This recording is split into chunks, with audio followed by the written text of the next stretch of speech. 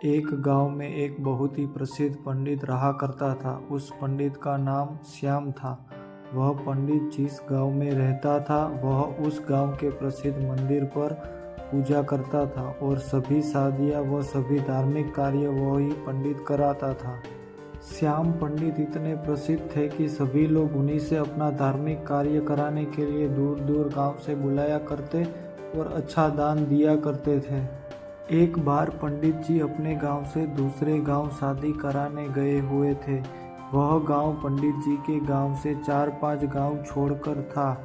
पंडित जी जब शादी कराने के बाद वहां से लौट रहे थे तो उन्हें एक बकरी भेंट स्वरूप दी गई।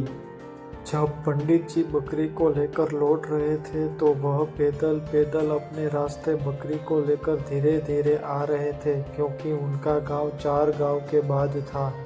जिस रास्ते से पंडित जी लौट रहे थे उस रास्ते पर 4 ठग चोर रहते थे और वह आने जाने वाले लोगों को लूटा करते थे।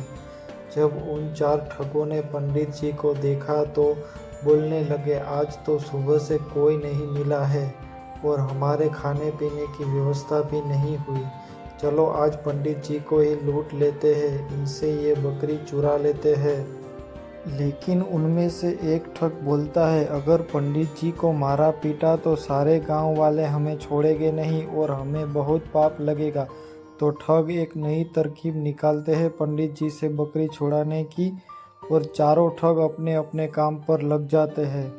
पंडित जी जब पहले गांव पहुंचने वाले होते हैं तो वहां पहला ठग उन्हें मिलता है, जो एक साधारण व्यक्ति की तरह पंडित जी से राम राम करता है और उनके पैर पड़ने के लिए झुकता है, लेकिन रुक जाता है और पंडित जी से बोलता है, पंडित जी आप तो बहुत प्रसिद्ध पंडित हैं और लोग आपकी बहुत इज्जत करते हैं, लेकिन आप इस गधे के साथ क्या कर रहे हैं?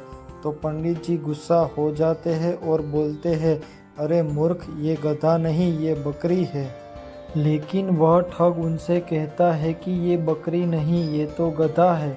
पंडित जी आपको किसी ने बेवकूफ़ बना दिया। तो पंडित जी फिर गुस्से से कहते हैं कि तू ही मूर्ख है, यह बकरी है न कि गधा। और यह बोलकर पंडित जी आगे चल पड़े। लेकिन पंडित जी के दिमाग में इस अनोखी घटना ने एक हल्का सा भ्रम डाल दिया और वह आगे निकल गए। धीरे धीरे पंडित जी आगे बढ़ रहे थे और वह दूसरे गांव पहुंचने ही वाले थे कि उन्हें वहां दूसरा ठग मिला, जो कि बिल्कुल साधारण व्यक्ति की तरह वहां खड़ा था और पंडित जी से राम राम करता है और उनके पैर पड़ने के लिए झुकता है, लेकिन वह रुक जाता है। पंडित जी पूछते हैं, क्या हुआ, रुक क्यों गए? तो वह बोलता है, पंडित जी आप इस गधे को साथ लेकर क्यों घूम रहे हो? इससे आप खंडित हो जाओगे और लोग आपके बारे में क्या सोचेंगे? इस गधे को भगा दो। पंडित जी को इतनी बात सुनकर बहुत क्रोध आता है और बोलते हैं, तुम मूर्ख हो, दिखाई नहीं देता यह बकरी है और तुम बोल रहे हो गधा है। दूसरा ठग बोलता है कि ये पंडित जी आपको किसी ने पागल बना दिया, यह बकरी नहीं, यह तो गधा है और ये आपके साथ रहेगा तो आपकी क्या इज्जत रह जाएगी।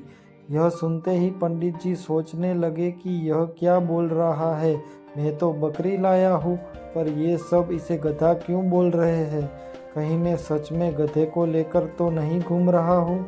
अब पंडित जी सोच में पड़ जाते हैं और वह ठग वहाँ से चला जाता है और पंडित जी भी आगे बढ़ने लगते हैं। लेकिन उनके दिमाग में यही बात चल रही होती है कि ये बकरी है या गधा। जब पंडित जी तीसरे गांव में पहुंचने वाले होते हैं तो उन्हें वहां तीसरा ठग मिलता है और पंडित जी से राम राम करता है। पंडित जी के पैर पड़ने के लिए झुकता है, लेकिन रुक जाता है। पंडित जी हैरान हो जाते हैं और पूछते हैं कि क्या हुआ? तो तीसरा ठग बोलता है कि पंडित जी मैं आपसे आशीर्वाद तो लेना चाहता हूँ, लेकिन इस गधे को आपके साथ देखकर मुझे अच्छा नहीं लग रहा। लोग आपको इतना मानते हैं, आपसे पूजा कराते हैं, लेकिन लोग आपको इस गधे के साथ देखेंगे तो क्या सोचेंगे? इतनी बात सुनकर पंडित जी कहते हैं कि मैं इस गधे को गांव के बाहर छोड़ने जा रहा हूँ। मुझे रास्ते में दयनीय हालत में मिला था और पंडित जी वहाँ से निकल जाते हैं। कुछ लोगों की बातों में आकर पंडित जी का विश्वास खुद से उठ जाता है। उन्हें लगता है कि लोग सही बोल रहे हैं और मैं गलत हूँ, लेकिन फिर सोचते हैं कि मैं ही सही हूँ।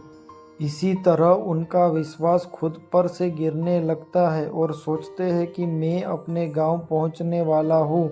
अगर ये बकरी नहीं हुई और गधा हुआ तो लोग मेरे बारे में क्या सोचेंगे। यही सोचते सोचते पंडित जी चौथे गांव पहुंचने वाले होते हैं कि उन्हें चौथा ठग मिलता है और पंडित जी से राम राम करता है और पैर पड़ने के लिए झुकता है, लेकिन रुक जाता है। तो पंडित जी पूछते हैं क्या हुआ। तो वह ठग पंडित जी से बोलता है, पंडित जी बाकी सब तो ठीक है, आप इस गधे को साथ में लेकर क्यों घूम रहे हो। तो पंडित जी कहते हैं कि मैं इस गधे को गांव के बाहर छोड़ने वाला था। तो वह ठग बोलता है कि पंडित जी यह गधा आपको शोभा नहीं देता, लोग क्या सोचेंगे आपके साथ यह गधा देखकर, आप इसे मुझे दे दीजिए, मैं इसे बाहर छोड़ आऊँगा। तो पंडित जी अपने आप पर विश्वास को खो देते हैं और उस बकरी को गधा समझकर उस ठग को दे देते हैं और अपनी बकरी को छोड़कर आ जाते हैं। और उन चारों ठगों की यह तरकीब काम कर जाती है और वह पंडित जी से बकरी छुड़ा लेते हैं और उसे बेचकर पैसा कमा लेते हैं। इसी तरह हमारे आसपास भी हमारा रास्ता भटकाने के लिए बहुत सारे ठग जरूर मिलेंगे जो हमारा रास्ता भटकाना चाहते हैं। उनसे बचकर और खुद पर विश्वास रखना होगा, तभी हम अपने लक्ष्य को पा सकते हैं। मोरल ऑफ द स्टोरी, सबसे पहले तो हमें सीख मिलती है कि हमें खुद पर विश्वास रखना चाहिए।